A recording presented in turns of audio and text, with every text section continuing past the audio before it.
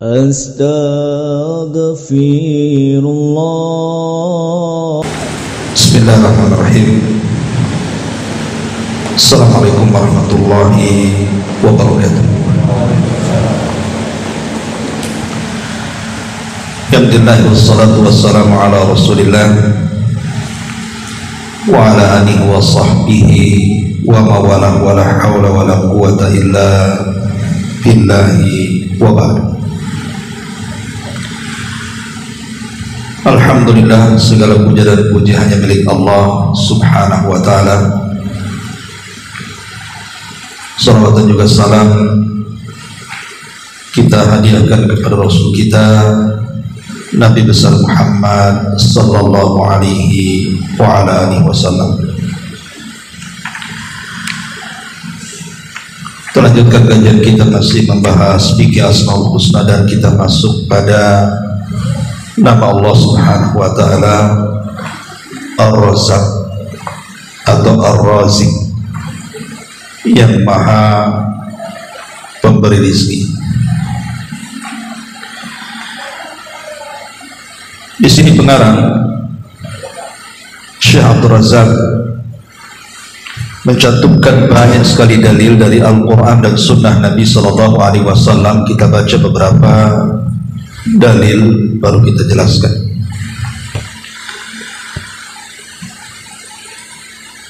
Pertama disebutkan dalam surah Az-Zariyat ayat 58, Innallaha huwa razzaqu dzul quwwatil matin.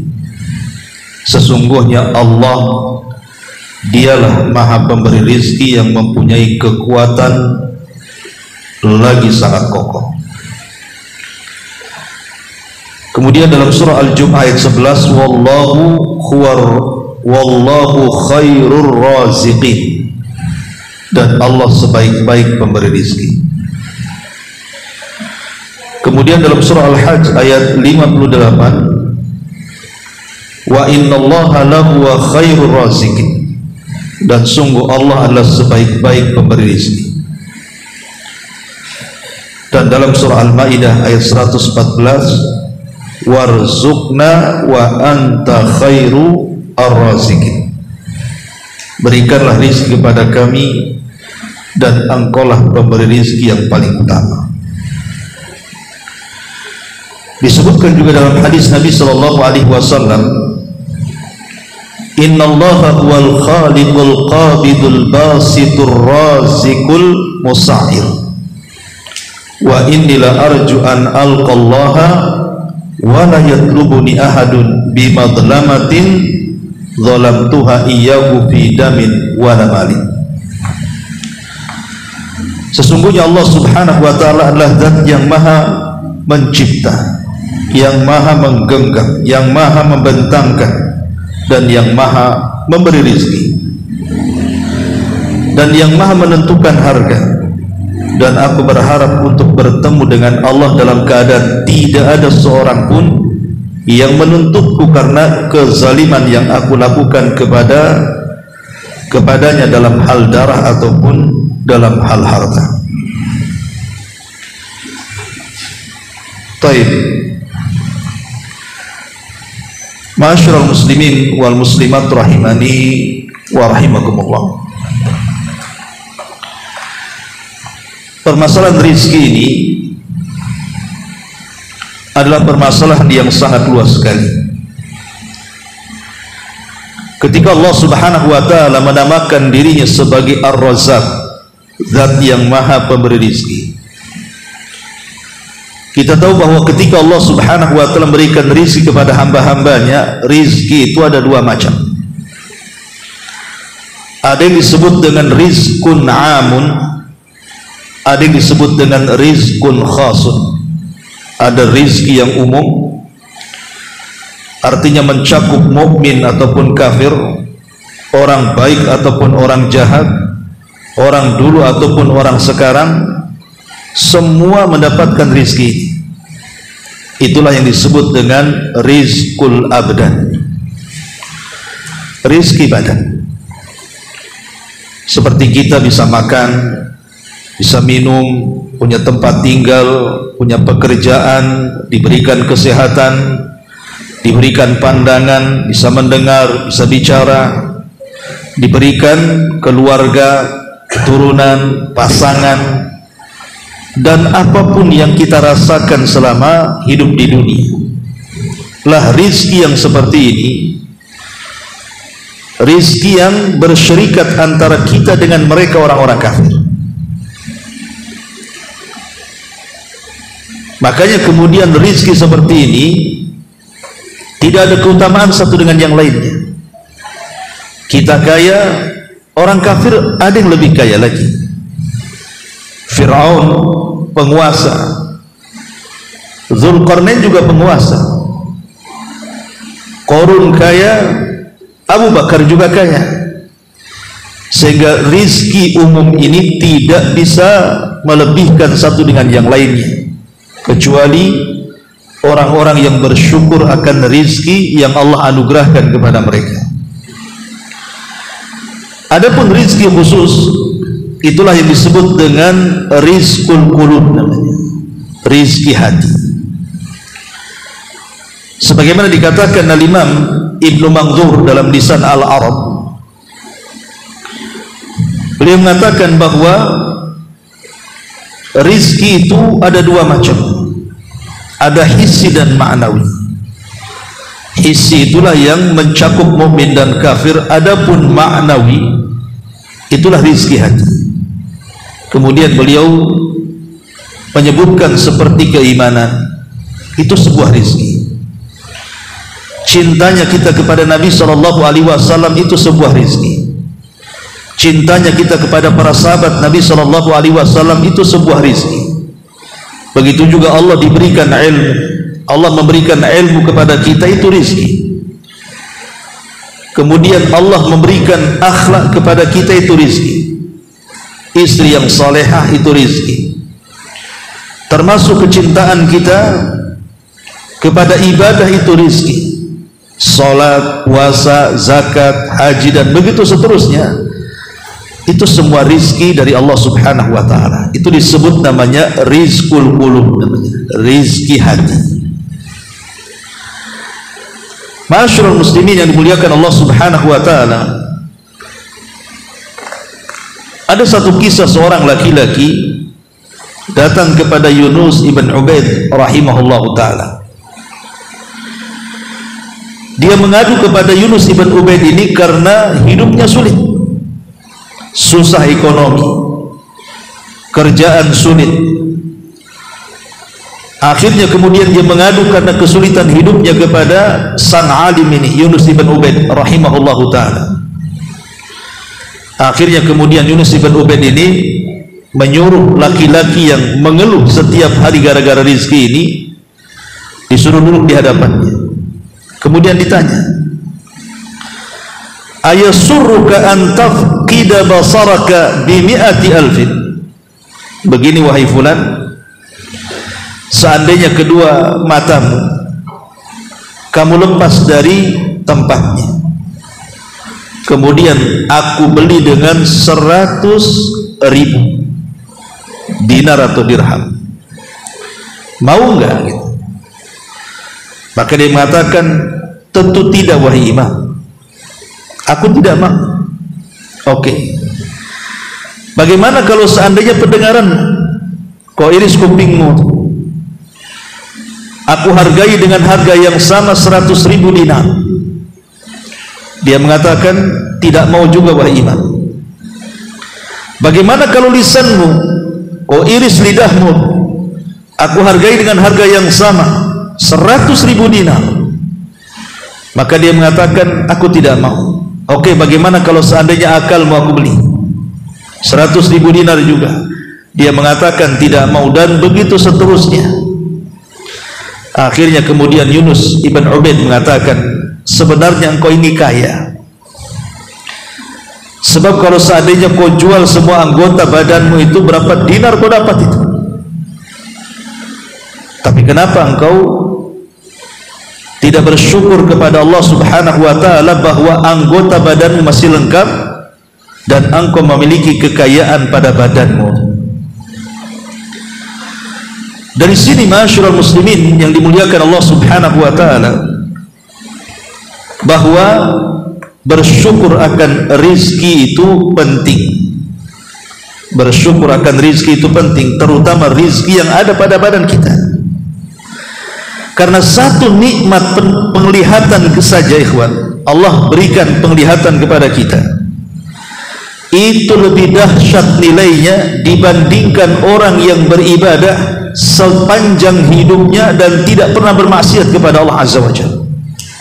Seperti kisah Bani Israel yang berdiri di pintu sorga, kemudian Allah Subhanahu wa taala katakan, masuklah kau ke dalam sorga dengan rahmatku. Dia mengatakan, tidak, aku ingin masuk sorga karena amalanku, karena aku selama di dunia tidak pernah berbuat dosa, aku hanya ibadah terus. Kalau seandainya aku ini pernah maksiat kemudian tobat, kemudian kau katakan, ya Rabb, masuklah dengan rahmatku, aku mau. Tapi aku tidak pernah berbuat dosa. Maka Allah Subhanahu wa taala mengatakan, baik, kalau begitu hitung semua pahala. Dihitung semua pahalanya. Rupanya tidak sebanding dengan satu nikmat yang Allah berikan kepadanya, nikmatul basar. Nikmat dia bisa melihat. Akhirnya dia mengatakan, ya Rabb, kalau begitu masukkan aku dengan rahmat. Ma'asyiral muslimin yang dimuliakan Allah Subhanahu wa taala, terkadang ada sebagian manusia karena tidak pandai bersyukur, akhirnya membanding-bandingkan dirinya dengan orang lain. Kenapa si fulan berhasil, kenapa saya tidak? Kenapa si fulan kaya, kenapa saya miskin? Kenapa si fulan sehat-sehat, kenapa saya sakit terus? Kenapa si fulan kalau usaha itu cepat merambatnya? Kenapa saya susah, cari pekerjaan pun susah? Pertanyaan pun muncul, kenapa Allah Subhanahu wa taala tidak menyamakan rizki semua manusia? Kenapa enggak semua sama? Semua punya rumah, semua punya kendaraan, semua punya tanah, semua kaya. Kenapa mesti ada yang kaya, ada yang miskin, ada yang sedang, dan begitu seterusnya? Ada apa? Para ulama mengatakan, yang pertama, lau kana nas ala mustawin wahidin fi rizkihim wa imkanatihim lama qamatil hayat wala ta'attalat katsirun minal a'mal. Kalau seandainya semua kehidupan manusia sama, tidak ada orang miskin, semua kaya, maka tidak mungkin kehidupan dunia ini bisa tegak. Tidak akan ada orang hidup di dunia ini. Kenapa? Karena bagaimanapun orang kaya itu butuh kepada orang miskin, sebagaimana orang miskin juga berhajat kepada orang kaya, kan? Jadi nanti akan banyak amalan-amalan yang tidak mungkin jalan di masyarakat. Sekarang umpamanya mobil antum rusak, kemudian antum ingin cari mobil, entah ke rumah sakit, entah ke pasar, entah apa. Siapa yang akan antar antum? Nggak ada orang yang jadi supir taksi, semua orang kaya, ya.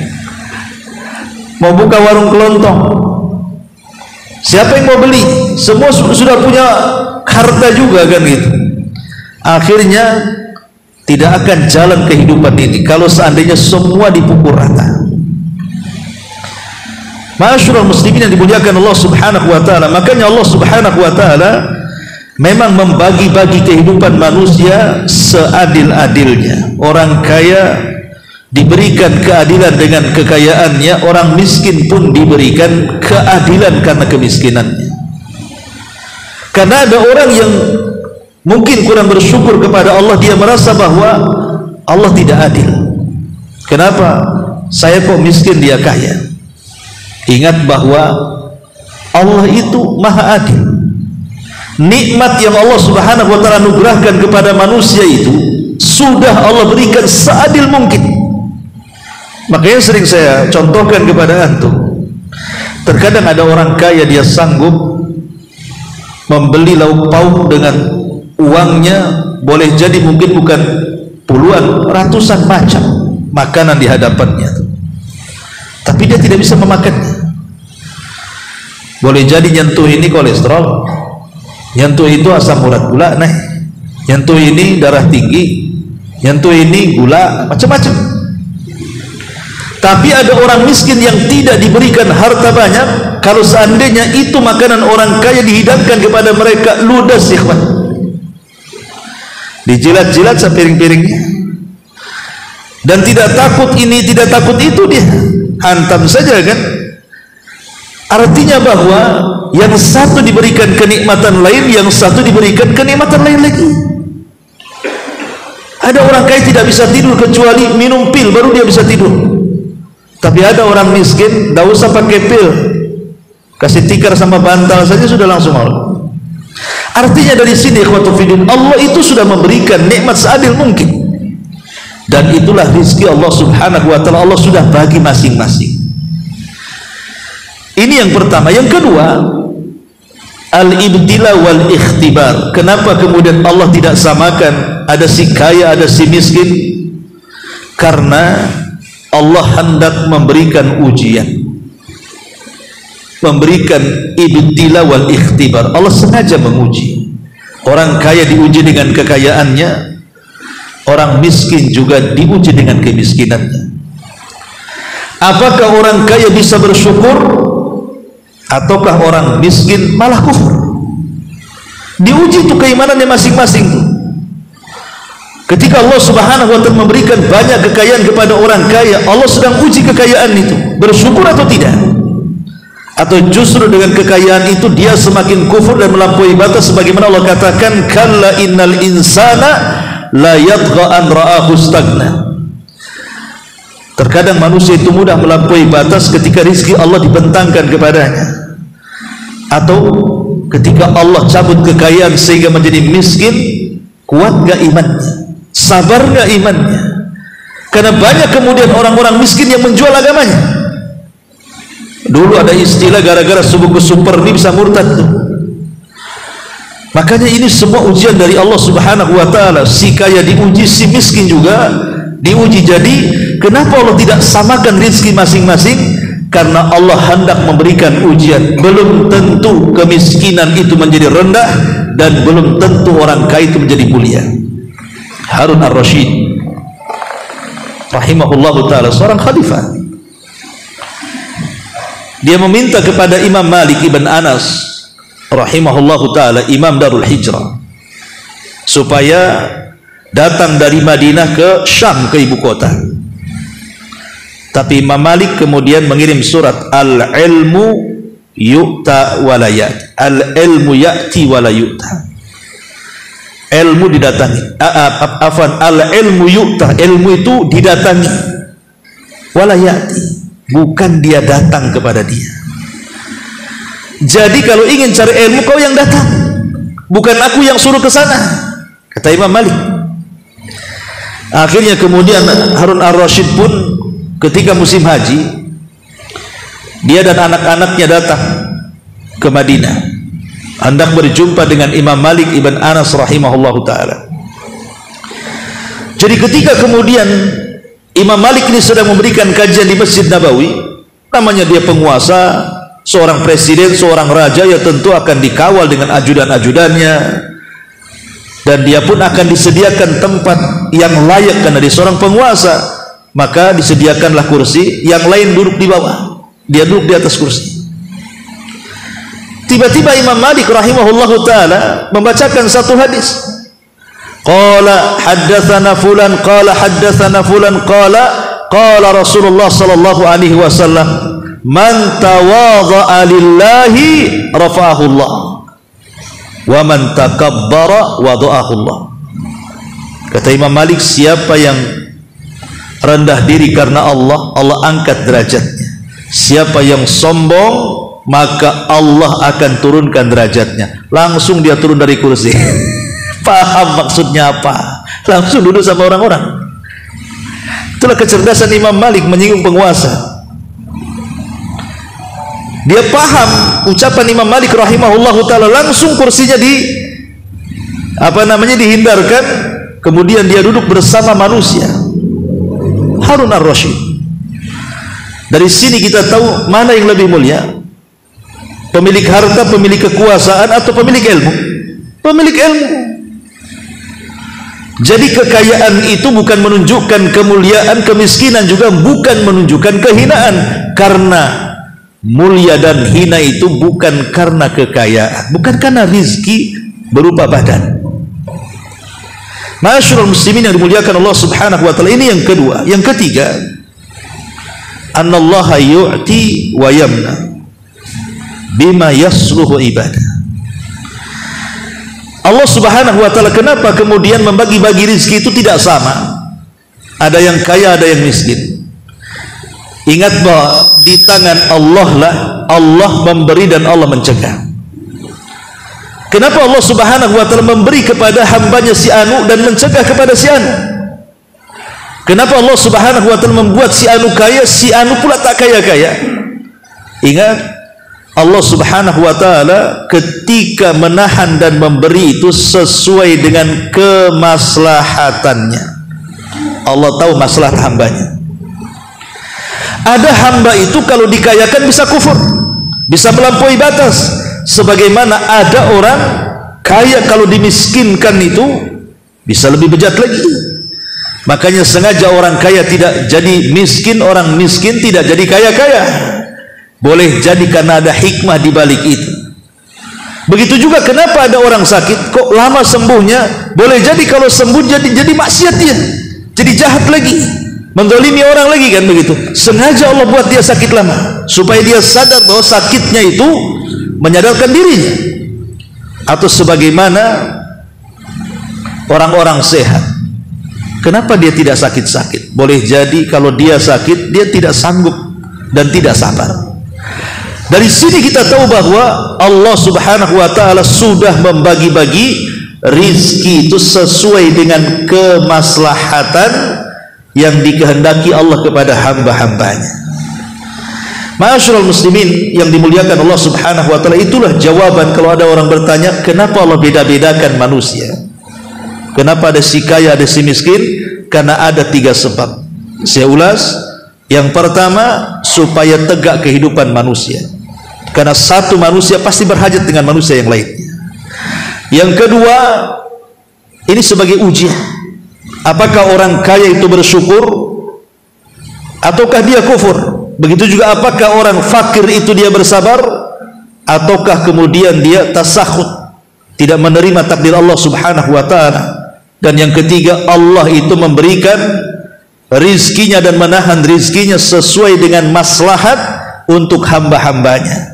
Dari sinilah kenapa kemudian dibedakan, kenapa Allah bedakan ada orang miskin, ada orang kaya. Ini poin yang kedua. Poin yang ketiga, bahwa rizki itu bisa jadi berkah karena ketaatan kita kepada Allah Subhanahu wa taala. Dan rizki itu akan dicabut berkahnya manakala kita bermaksiat kepada Allah Subhanahu wa taala.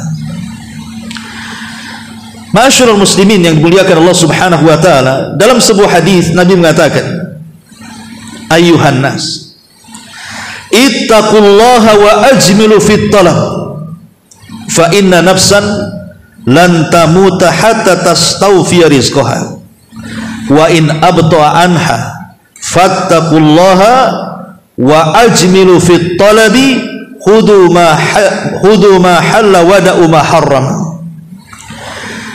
Kata Nabi sallallahu alaihi wasallam, wahai manusia, bertakwalah kepada Allah, perbaikilah cara mencari rezeki kalian.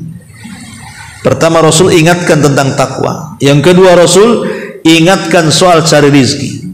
Cari rezeki yang baik dan dengan cara yang baik. Kenapa demikian? Karena jiwa itu tidak mungkin diwafatkan kecuali disempurnakan rezekinya. Di sini Nabi SAW memberikan poin itu. Sudah bertakwa kepada Allah. Kenapa bertakwa didahulukan? Karena takwa itu kunci rezeki. Wa man yattaqillaha yaj'al lahu makhraja wa yarzuqhu min haitsu la yahtasib. Barang siapa yang bertakwa kepada Allah Subhanahu wa taala, maka Allah akan carikan jalan keluar untuknya dan Allah akan berikan rizki dari arah yang tidak disangka-sangka. Makanya Rasul ketika menasihati soal rizki, Rasul memulai dengan takwa. Itulah kuncinya. Bertakwa kepada Allah Azza wa Jal. Setelah bertakwa baru cari rizki baik-baik. Kenapa? Jangan takut. Kata Nabi SAW, karena tidak mungkin seseorang itu diwafatkan kecuali disempurnakan rizkinya dulu. Kemudian kata Nabi, dia melanjutkan, fattaqullaha. Sekali lagi Rasul mengatakan, bertakwalah kepada Allah. Perbaiki cara mencari rizki kalian. Ambillah yang halal dan tinggalkan yang haram. Ketika Nabi SAW mengatakan tidak mungkin jiwa itu wafat kecuali disempurnakan rizkinya walaupun lambat, menunjukkan bahwa rizki itu biyadillah, rizki itu ada di tangan Allah. Kalau rizki di tangan Allah Subhanahu wa ta'ala, ngapain kita bingung? Oh, rizki sudah ditentukan kepada kita. Ngapain kita stres, ngapain kita sedih? Rizki sudah ditentukan di tangan Allah, dan Allah pasti memberikan rizki yang sudah dicatat kepada kita, cepat ataupun lambat, karena jiwa tidak mungkin diwafatkan kecuali sempurnakan rizkinya. Ini yang harus dipahami. Lalu kalau kita sudah tahu semua sudah dicatat rizkinya, lalu buat apa orang mencari rizki dengan cara yang halal, dengan cara yang haram, dan meninggalkan yang halal? Ada orang mencari rezeki itu dia harus berdusta.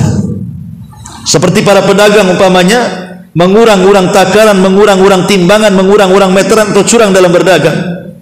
Ada orang mencari rezeki harus mencuri, harus korupsi, harus menzalimi. Ada orang yang seperti itu, sikut kanan, sikut kiri. Yang penting dapat rezeki. Buat apa? Rezeki sudah dicatat.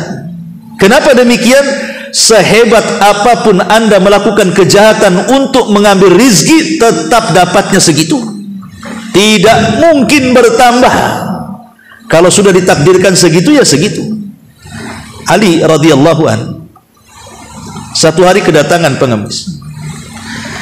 Kemudian Ali radhiyallahu an menjanjikan akan memberikan kepada pengemis ini 400 dirham. Banyak 400 dirham. Kemudian dicari-cari, rupanya lupa pula naruh Ali itu. Pengemis ini jengkel. Akhirnya pengemis ini meninggalkan rumah Ali, tapi sebelum meninggalkan rumah Ali radhiyallahu an, dia mencuri pelana kudanya Ali. Pergi, habis mencuri dia pergi. Kemudian Allah takdirkan setelah pengemis ini pergi dan mencuri pelana kuda, Ali baru ingat uangnya ada di mana. Setelah dapat uang itu dia bergegas keluar, rupanya peminta-minta itu sudah nggak ada. Yang ada yang datang adalah pembantunya dan mengatakan, ya Amirul Mukminin, pelana kuda kita hilang dicuri orang. Kata Ali radhiyallahu anhu, kalau begitu nih di tangan saya ada 400 dirham. Tadinya saya ingin memberikan kepada pengemis tapi dia sudah tidak ada. Ambillah uang ini, beli pelana ke pasar, mudah-mudahan dapat seharga itu. Berangkatlah kemudian pembantu Ali ini ke pasar.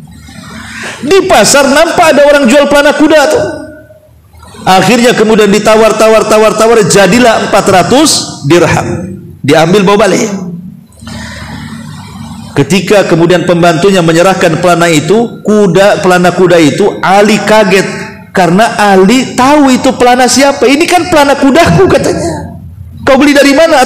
Engkau beli dari mana pelana ini? Maka pembantunya mengatakan, aku beli dari si fulan, ciri-cirinya seperti ini. Kata Ali, Allahu Akbar katanya.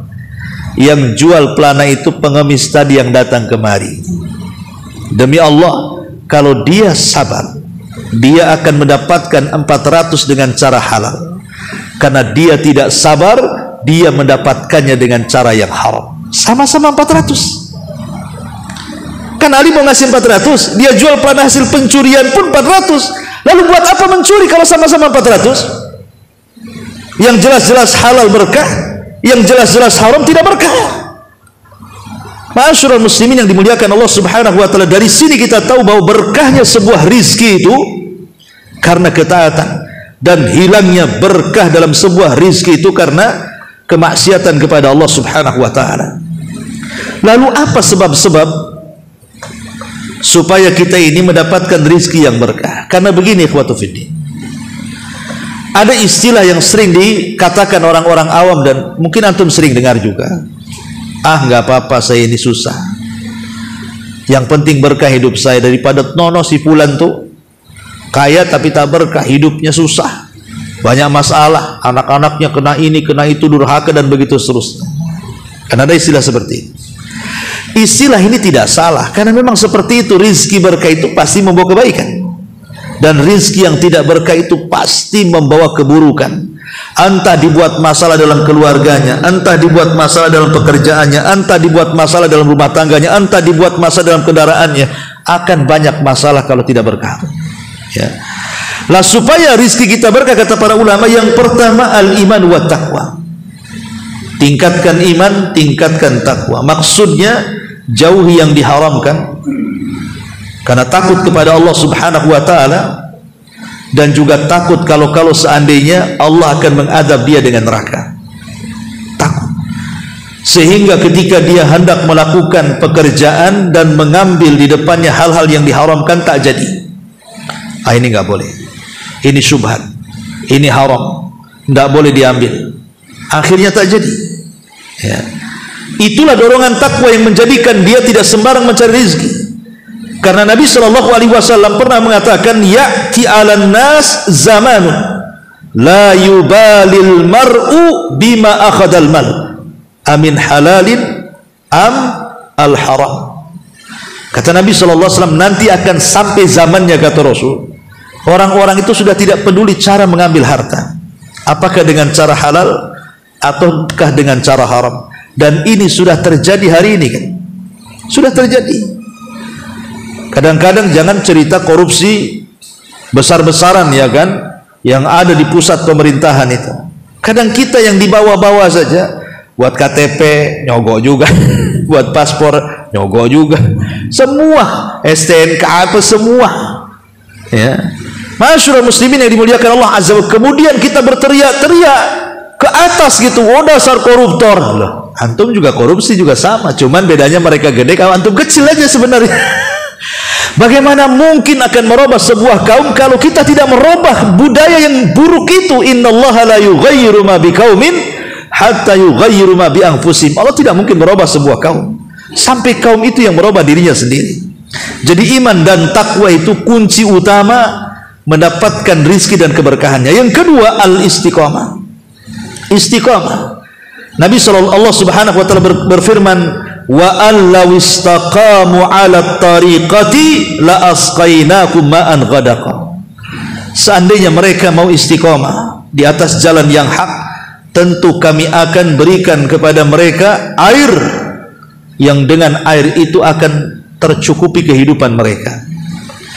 Kemudian yang ketiga, al-istighfar wa taubah. Istighfar dan juga perbanyak taubat kepada Allah Azza wa Jalla. Dan ingat, ada sebuah hadis Nabi SAW mengatakan, man lazimal istighfar ja'alallahu lahu min kulli dhikin makhraja wa min kulli hammin faraja wa razaqahu Allahu min haitsu la yahtasib. Barang siapa yang melazimkan istighfar, Allah akan jadikan setiap kesulitannya jalan keluar, setiap kebingungannya kebahagiaan, dan dia akan diberikan rizki dari arah yang tidak disangka-sangka. Makanya ada seorang syekh yang pernah saya ceritakan kepada antum. Ada seorang syekh, dia punya muridnya itu fakir, sehingga syekh ini selalu memberikan uang. Nah, enak kan kalau punya guru kayak gitu. Udah dapat ilmu, dapat uang lagi kan. Sayang Abu Mero nggak kayak gitu. Jadi akhirnya kemudian entah beberapa tahun belajar sama syekh ini, karena kefakirannya, rupanya dia harus keluar dari mulazamah dengan syekh ini karena harus membantu keluarganya. Akhirnya dia izin kepada syekh untuk cari pekerjaan dan tidak bisa lagi duduk bermulazamah bersama dia. Dia pergi entah berapa tahun, 5 atau mungkin 10 tahun dia hilang. Tiba-tiba kemudian datang menghadap syekh dengan mobil yang sangat bagus sekali. Kemudian syekh mengatakan, kamu rental di mana? Katanya. Disangkanya mobil rental. Ya. Dia mengatakan tidak, syekh ini milik. Dan ini baru satu, di sana ada lagi. Katanya.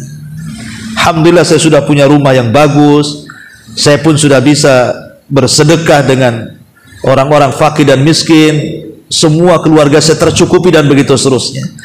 Jadi saya ini penasaran bagaimana orang sepertimu yang tidak punya skill pendidikan tinggi bisa menjadi orang kaya. Sini kamu ceritakan kepadaku perjalanan hidupmu, katanya.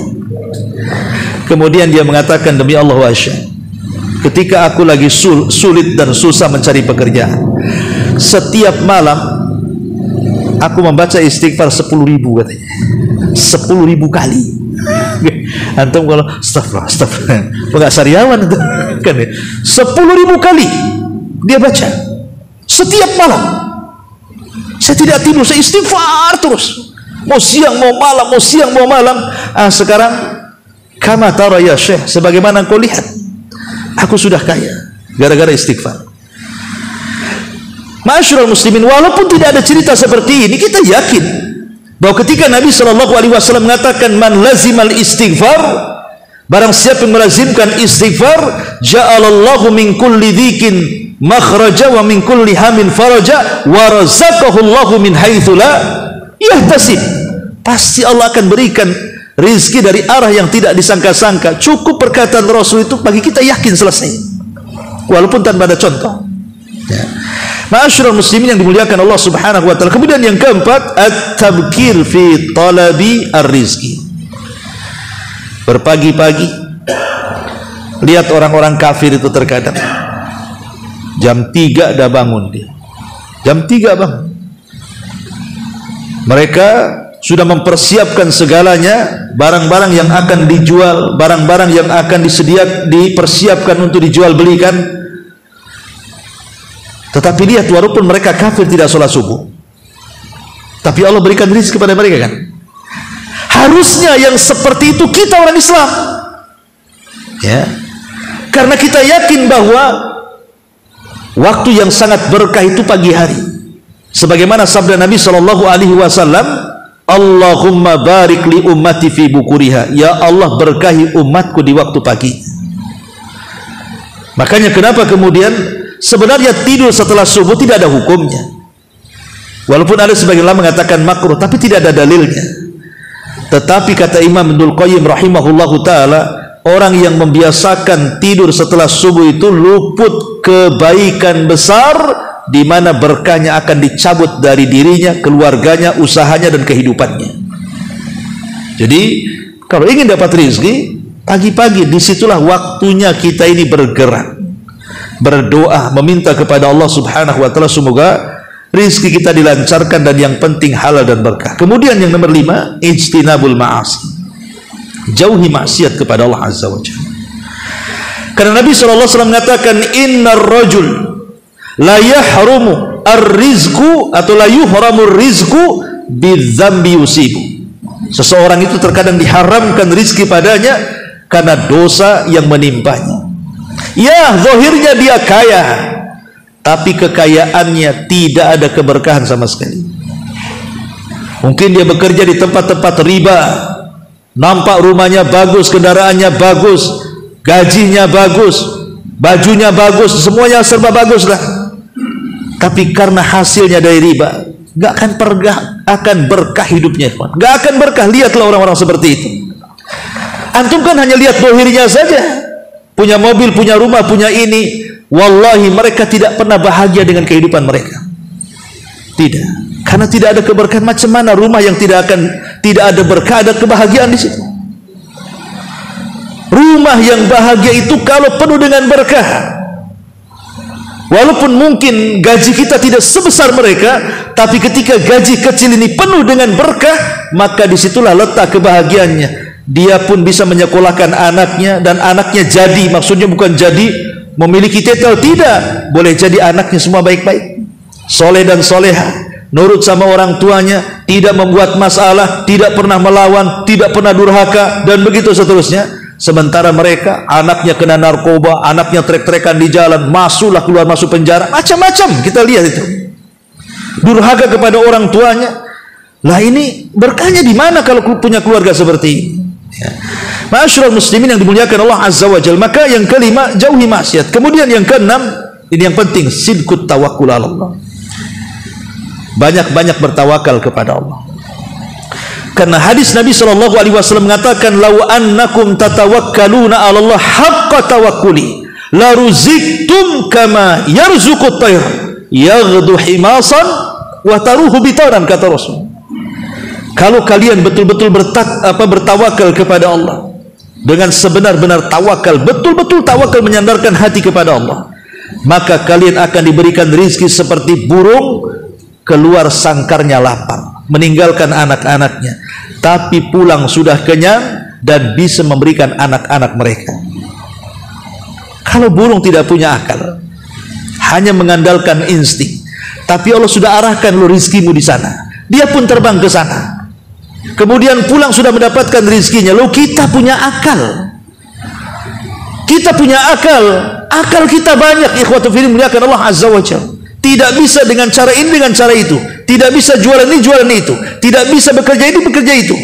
Banyak akal manusia itu, cuman karena kurang tawakal akhirnya was-was, setan pula datang, jadilah dia pemalas, berakhir kemudian banyak melakukan maksiat dengan cara culas mencari rezekinya. Maka sidqut tawakkul, jadi tawakal yang kuat kepada Allah Subhanahu wa taala. Maksudnya apa tawakal? Begini ikhwan, kita harus yakin Allah itu sudah membagi rezekinya sesuai dengan kehendaknya. Jadi Allah itu sudah membagi rezekinya sesuai dengan kehendaknya, dan kita harus yakin, bahwa Allah Subhanahu wa taala tidak mungkin mengingkari janjinya. Dan ketika Allah menciptakan pena, di situ Allah sudah mengatakan, dan dicatatnya rizki semua makhluk-makhluknya termasuk kita. Ditambah-tambah ketika kita berada di rahim ibu kita, datang malaikat, dicatat juga rizkinya di situ. Kemudian pertanyaan pun muncul, bayi yang masih janin dalam perut ibu kita, antum ketika di perut ibu antum itu masih janin, belum pun keluar dari perut ibu, kok kita bisa hidup di situ? Siapa yang ngasih makan? Padahal orang-orang yang di luar dia tidak bisa masuk menolongnya, memberikan minum, makanan, tidak bisa. Macam mana caranya orang-orang luar itu? Apa kemudian ada resletingnya nih orang hamil tuh, dan dikasih ditutup lagi? Mana ada. Tidak ada orang luar yang bisa menembusnya kan, ngasih rizki, ngasih makan, ngasih minum, ngasih apa kan. Tapi kenapa dia bisa hidup 9 bulan lamanya? Allah yang kasih hidup, Allah yang kasih rizki. Kemudian setelah dia keluar, dia belum ada tenaga, instingnya tahu bahwa rizkinya ada di tete ibunya, dia bisa selama 2 tahun. Kemudian jadilah kita-kita ini. Lah kalau kita berpikir bahwa dalam kondisi lemah saja, dalam perut ibu kita tidak bisa apa-apa, bahkan melihat pun tidak, hanya bisa mendengar saja, rizkinya sudah ditanggung. Lah kita sudah besar, kenapa kemudian masih mengeluh soal rizki, takut akan rizki? Kalau kita yakin itu semua, timbul tawakal kita ya kawan. Wah, tidak mungkin Allah Subhanahu wa taala membiarkan kita, karena rizki itu kan ada 2 macam juga. Ada rizki yang datang sendiri, ada rizki yang dicari. Ada rizki yang datang sendiri, ada rizki yang dicari. Sehingga ada 2 orang bersahabat, bersaudara, kakak beradik. Sebutkan oleh Syekh Al-Khamis hafizahullah ta'ala, Utsman Khamis ini, dia menceritakan tentang kisah 2 orang bersaudara ya. Yang satu pemalas, yang satu rajin bekerja. Yang pemalas ini dikasih makan sama saudaranya yang rajin kerja, itu kakaknya. Akhirnya lambat laun kakaknya ini melihat adanya pemalas, marahlah. Kemudian dikatakan, kok kalau tidak kerja kok gak makan, kata. Kemudian dia mengatakan, kata siapa? Rizki kan di tangan Allah, kata. Kata kakaknya, mana ada, katanya, kalau kau tak kerja kau tak makan, katanya. Akhirnya kemudian sambil maki-maki, kakaknya pergi, udahlah aku mau cari kerja. Kau cari kerja sana sendiri, cari makan sendiri, katanya. Kakaknya ini berjalan, di tengah jalan, kemudian dia melewati sebuah pohon yang banyak buahnya. Jatuhlah buah-buahan itu, ada 2 buah jatuh, kemudian diambil. Kita tidak cerita hukum luqatah ya. Hukum luqatah itu hukum menemukan buah di jalan, boleh diambil atau tidak, itu cerita fikih. Saya nggak akan cerita di situnya. Tapi kemudian diambillah dua buah itu. Terpikir adiknya, ya, Sen juga dia katanya. Balik lagi dia. Kemudian sampai di rumah dilemparlah mangga. Ini untukmu katanya. Apa kata adanya? Sudah ku bilang, rizki itu tak perlu dicari katanya. Aku udah dapat mangga katanya. Kata subhanallah. Artinya ikhwatu fiddin muliakan Allah azza wa jalla, ada rizki itu yang tanpa dicari datang sendiri. Buktinya kemarin waktu terjadi wabah corona. Orang semua di WA, di grup, di apa, cerita ngeluh macam-macam rizki. 2 tahun keluar rumah gemuk-gemuk semuanya. Kenapa satu sisi ngeluh soal pekerjaan, sisi lain kok badannya gemuk-gemuk? Artinya ada rizki itu yang tidak perlu dicari, datang sendiri rizki itu. Ya. Tapi ada juga rizki harus dicari. Ya, seperti kakaknya ini nyari kan begitu, yang satunya tak nyari kan begitu ya. Masyaallah muslimin yang dimuliakan Allah Subhanahu wa taala, intinya bahwa kalau kita jujur dan tawakal itu, maka Allah akan berikan rizki dari arah yang tidak disangka-sangka. Kemudian yang nomor 7, kalau kita punya rizki berangkat haji dan umrah. Karena Nabi SAW mengatakan, tabi'u bainal haji wal umrati fa innahuma yanfiyanil faqrah. Kerjakan haji dan umrah karena keduanya bisa menghilangkan kefakiran.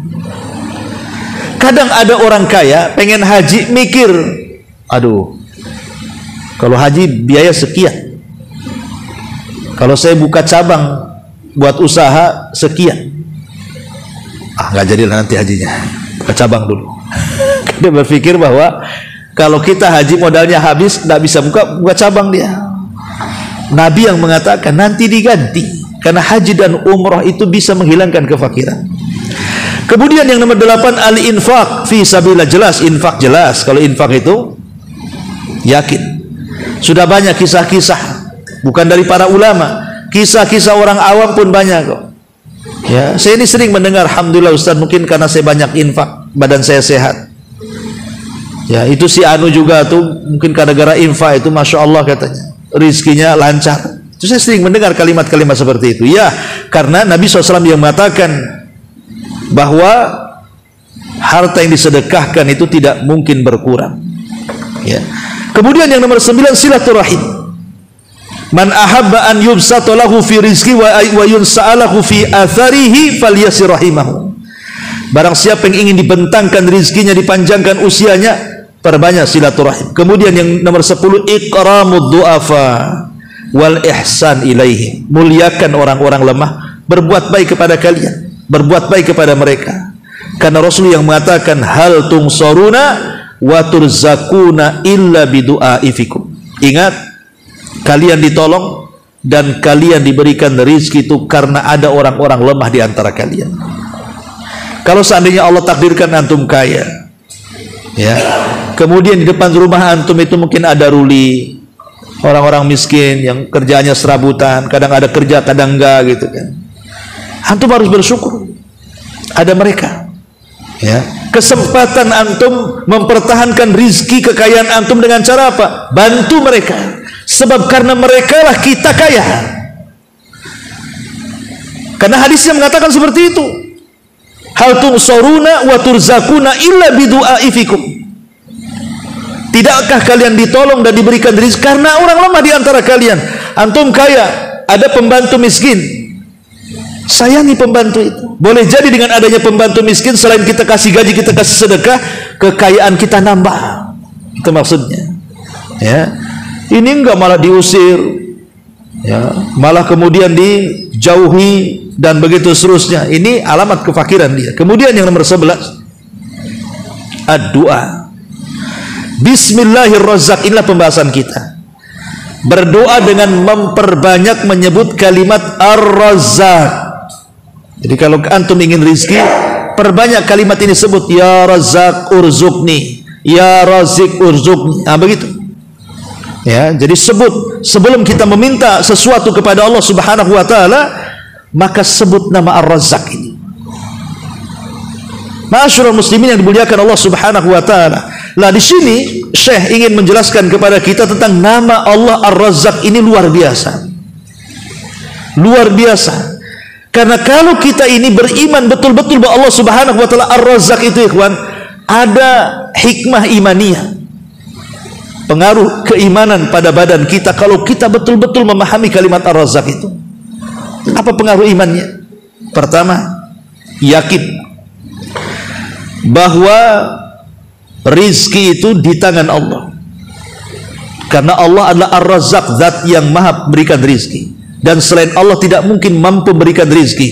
Maka kita yakin bahwa rizki itu di tangan Allah. Kalau sudah tahu rizki di tangan Allah, minta rizki kepada yang ada di tangannya, jangan minta kepada selain Allah. Kata Nabi SAW, "Idza sa'alta fas'alillah." Kalau engkau minta, minta kepada Allah Subhanahu wa taala, jangan minta kepada selain Allah. Selain Allah itu tidak mungkin memberikan rizki kepada kita. Minta kepada Allah. Ini yang pertama. Wallah yarzuqu may yasha bighairi hisab. Karena terkadang Allah memberikan rizki itu tanpa batas. Kemudian yang kedua, ketika kita memahami dan meyakini bahwa Allah itu Ar-Razzaq, maka membuahkan sidqut tawakkul ala Allah, kejujuran tawakal kepada Allah Subhanahu wa taala, sehingga kita yakin rizki kita sudah dicatat, rizki kita sudah dibagi-bagi. Tidak mungkin malaikat yang mengantar rizki pada kita salah alamat. Tidak mungkin juga kemudian rizki itu tidak diberikan kecuali sudah disempurnakan sebelum wafat. Sehingga kalau itu keyakinannya, maka tenanglah hidup kita. Kemudian yang ketiga, ilmu. Kalau kita tahu Allah itu Ar-Razzaq, zat yang memberikan rizki, maka tumbuh pengetahuan bahwa di antara sebab nikmat dan dawamnya nikmat yang berupa rizki itu adalah dengan cara bersyukur kepada Allah Azza wa Jalla. La in syakartum la azidannakum wa la in kafartum inna adzabi lasyadid. Kemudian yang keempat, al-hirsu ala muraqabatillah inda talabi rizki. Ketika kita yakin bahwa hanya Allah satu-satunya pemberi rizki, lahirlah sifat muraqabah. Ketika kita ini sedang bekerja mencari rizki, entah sebagai penjual di pasar, pegawai di kantor, ataupun pengendara di jalan dan begitu seterusnya, ketika kita yakin Allah satu-satunya pemberikan rizki, maka lahir bahwa kita akan diawasi oleh Allah Azza wa Jalla. Kita sedang diawasi. Bagaimana cara mengambil rizki kita itu? Yakin enggak dengan Allah, sehingga dia mencari betul-betul yang halal dan meninggalkan yang haram. Kemudian yang nomor 5, al-yaqinu billah, keyakinan mantap kepada Allah Subhanahu wa taala, termasuk as-siqatu billah, bukan hanya yakin, percaya kepada Allah bahwa tidak mungkin, tidak pasti hamba Allah itu akan diberikan rizki. Wa ma min dabatin fil ardh illa 'ala Allah rizquha. Tidak mungkin binatang yang melata yang ada di permukaan bumi itu kecuali sudah ditakdirkan rizkinya masing-masing. Dari sini juga kita dituntut al-izzu wa ta'affuf amma fi aidin nas. Kita diperintah dengan kalimat Ar-Razzaq, nama Allah Ar-Razzaq itu, supaya kita al-izzah, punya kehormatan, punya kemuliaan. Jangan pernah menjadi peminta-minta. Kita punya kemuliaan, gak boleh jadi peminta-minta. Ngapain Anda minta-minta? Rizki itu sudah di tangan Anda ya. Tetapi karena syaitan dan hawa nafsu, dia jadikan meminta-minta itu menjadi pekerjaan dia, kan begitu. Sebenarnya kalau dia kemudian mau mencari rizki yang halal itu, rizki yang halal lebih banyak dibandingkan rizki yang haram. Rizki yang halal lebih banyak dibandingkan rizki yang haram. Kenapa kemudian harus mencari seperti itu dengan cara merampok, maling dan begitu seterusnya? Maka kita harus punya izzah dan juga menjaga kehormatan. Makanya Abu Sa'id Al-Khudri radhiyallahu anhu, satu hari dia kan susah hidupnya, miskin. Abu Sa'id Al-Khudri itu awal-awalnya saking miskinnya 3 hari tak makan sampai lemes. Istrinya mengatakan, wahai suamiku, datanglah kepada Nabi. Boleh jadi Nabi SAW memberikan sesuatu kepada kita dari makanan. Demi Allah, Nabi itu kalau diminta pantang tidak memberi, kata istrinya. Dikompori suaminya dan mengatakan, banyak orang sudah datang kepada Nabi, datanglah ke sana, kalau tidak kita nggak makan, katanya. Tapi Abu Sa'id Al-Khudri tidak mau datang. Tapi karena melihat keluarganya juga kelaparan, gak ada yang dimakan, terpaksalah dia harus datang meminta sesuatu kepada Nabi SAW. Berangkat dari rumahnya menuju rumah Nabi. Rupanya dicari rumahnya tak ada. Nabi ada di Masjid Nabawi. Kemudian dia mengarah ke masjid.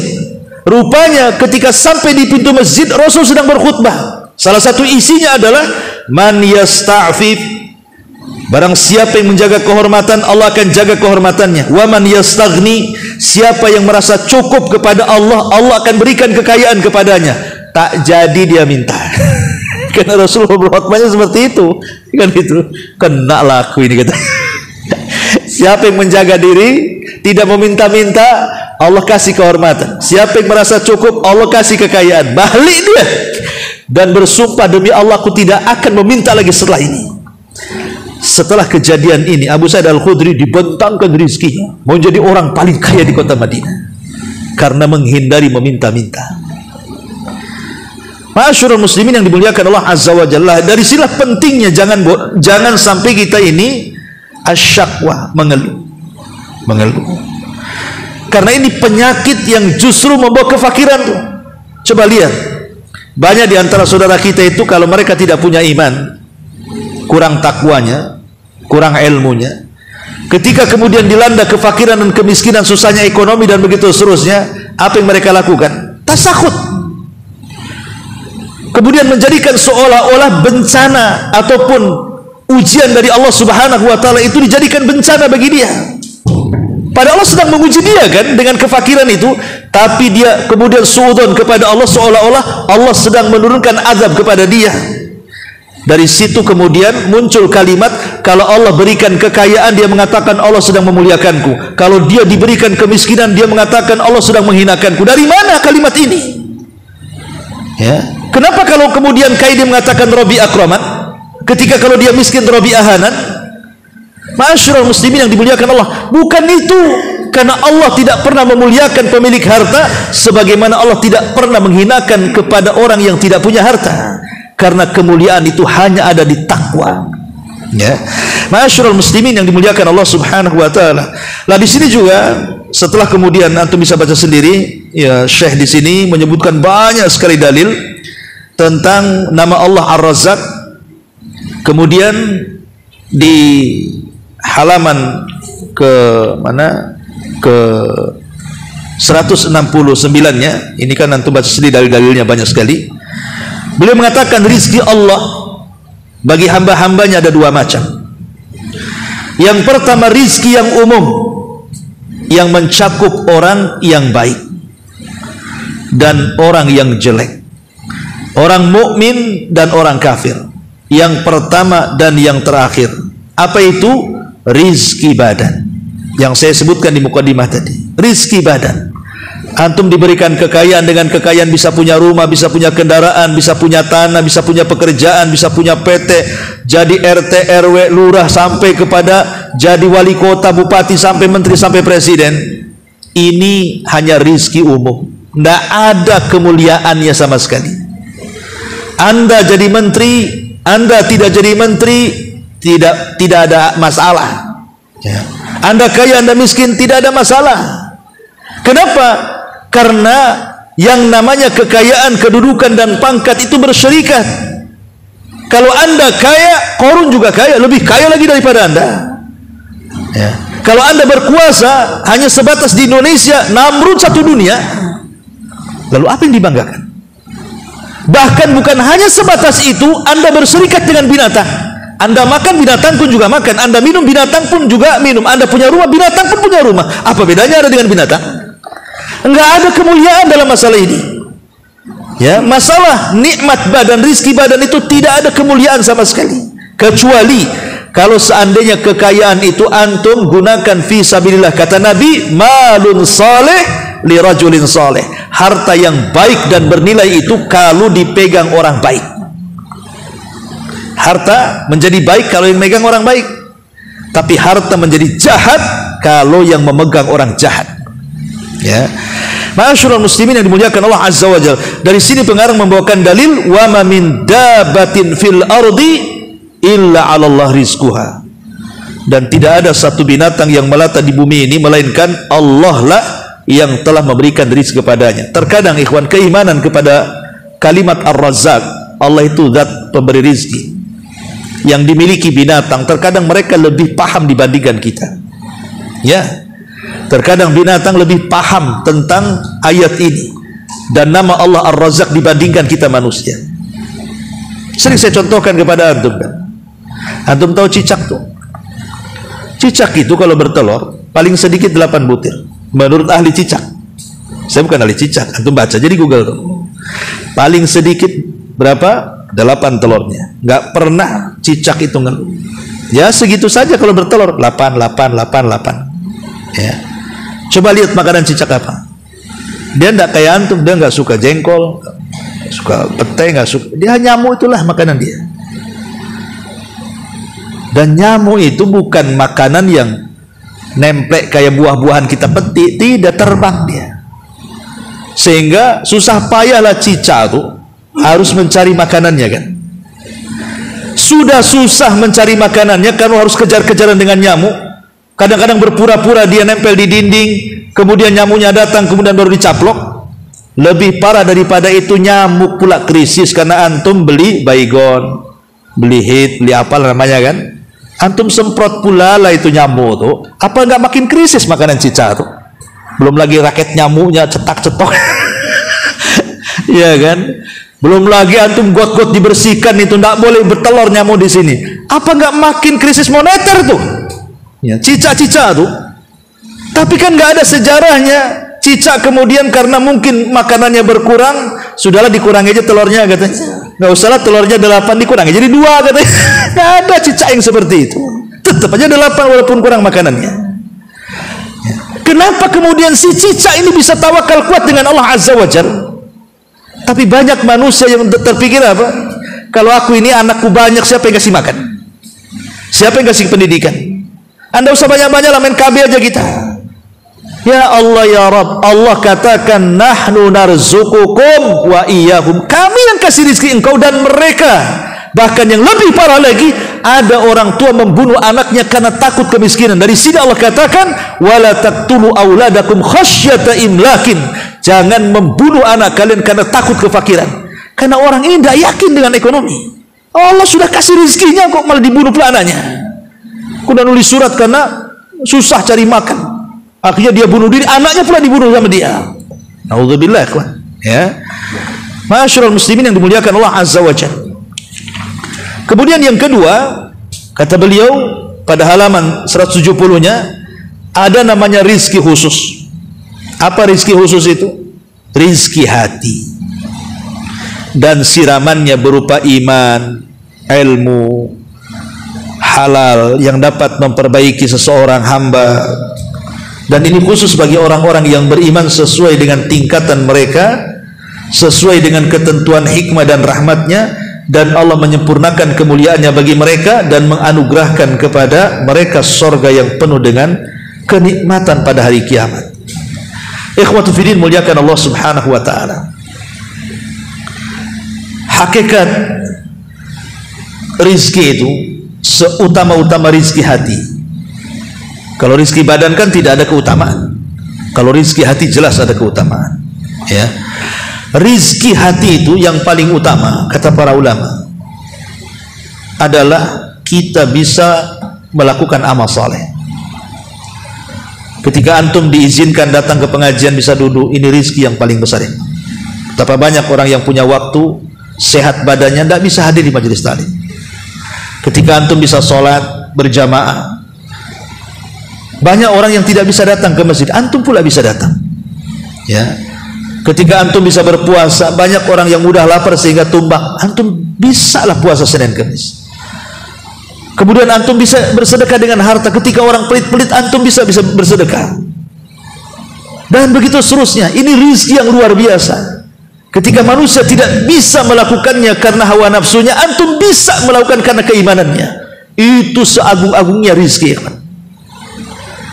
Dan yang kedua, seagung-agungnya rizki Allah adalah rizki yang tidak akan terputus selamanya. Rizki yang kenikmatannya tidak pernah dilihat mata, didengar telinga, terlintas pun tidak. Itulah al-jannah, surga. Dan surga dunia, kata Imam Ibnul Qayyim, adalah ketenangan hati.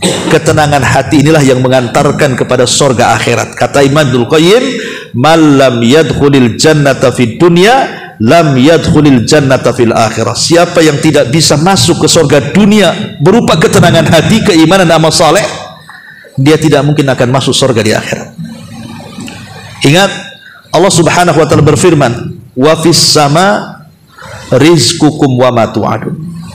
Di langit itu ada rizki kalian dan apa yang dijanjikan kepada kalian.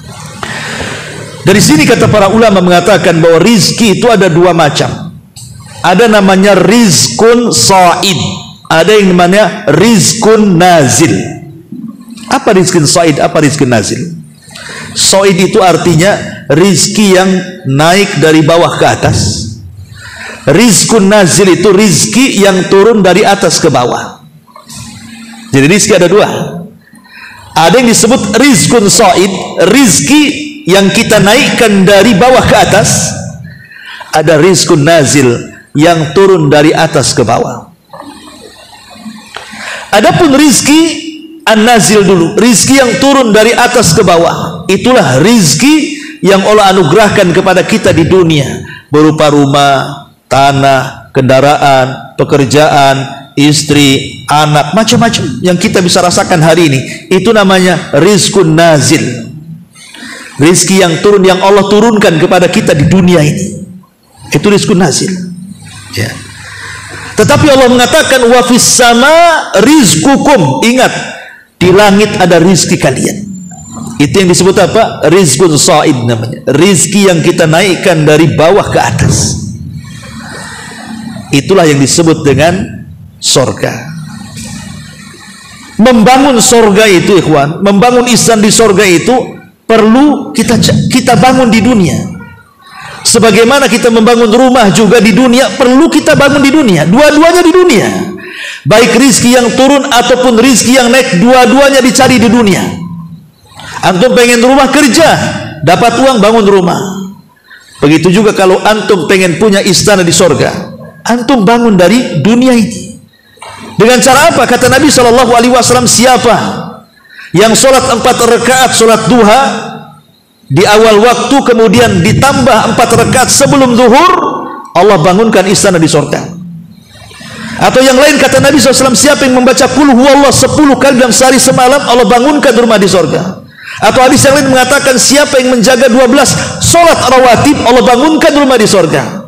Atau contoh lain, siapa yang membaca doa masuk pasar, selain 1 juta kebaikan dicatat, 1 juta keburukan dihapuskan, 1 juta derajat diangkat, Allah bangunkan juga rumah di sorga. Artinya ketika kita membangun rizki yang ada di sorga itu, dibangunnya di mana? Di dunia. Barang siapa yang mengucapkan subhanallah wa bihamdi ghurisat nakhlatun fil jannah, berarti anda sudah menanam 1 pokok kurma di sorga, kata Nabi. Dari sini kita tahu bahwa dunia ini tempat mengumpulkan rizki, baik rizki yang turun ataupun rizki yang naik. Pertanyaan pun muncul, lebih baik yang mana? Rizki yang turun apa rizki yang naik? Rizki yang turun lah, dusta antum kalau ngomong rizki yang naik itu. Buktinya suruh kerja bakti masjid tak datang, suruh sholat jamaah tak hadir, suruh sedekah bakhil. Berarti memang antum suka yang turun-turun, tak suka yang naik-naik kan? Itulah kalau mau jujur kan, mau jujur itu kita lebih suka rizki yang turun, karena itu yang tampak. Sementara rizki yang naik itu tak tampak. Makanya kenapa Allah dahulukan dunia kemudian akhirat. Dari situlah kita dicintakan dunia dan tidak dicintakan akhirat. Coba kalau Al-Quran itu membalik, dahulukan akhirat baru dunia, tentu orang itu tidak mungkin cinta dunia, pasti akhirat. Contohnya, kalau antum lahir di sorga, mau antum ke dunia? Nggak mungkin, karena kita lahir di dunia saja nggak mau masuk ke sorga. Itu masalahnya. Kalau kita lahir di sorga, Nabi Musa saja protes kepada Adam, hei Adam, gara-gara engkau makan buah itu kami pula terusir, katanya. Ikut-ikut kami susah di sini. Kata Nabi Adam, jangan salahkan gitu wahai Musa. Bukankah engkau diberikan Taurat? Ada nggak dalam Tauratmu Adam bermaksiat akhirnya diturunkan ke bumi? Kata Musa, ada. Salahkan Tauratmu. Tauratmu lebih dulu dicatat dibandingkan aku diciptakan, gitu. Coba di Tauratmu nggak ada kata-kata seperti itu, aku nggak mungkin turun, katanya kan. Artinya dari sini ikhwatuddin, surga dibelakangkan, dunia diawalkan, dari situlah kita lebih cinta kepada dunia dibandingkan sorga. Karena dunia ditampakkan masalahnya. Mobilnya nampak, rumahnya nampak, duitnya nampak, perempuannya tampak, semua tampak kan. Tapi kalau sorga kan cerita saja. Saya ceritakan ada bidadari, ada ini, ada itu. Orang lebih suka nyata dibandingkan cerita.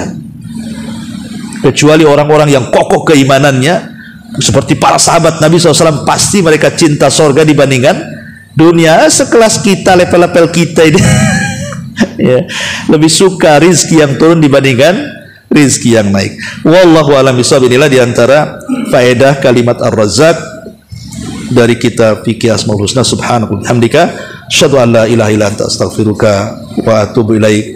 Allahu ta'ala alam. Assalamualaikum warahmatullahi wabarakatuh.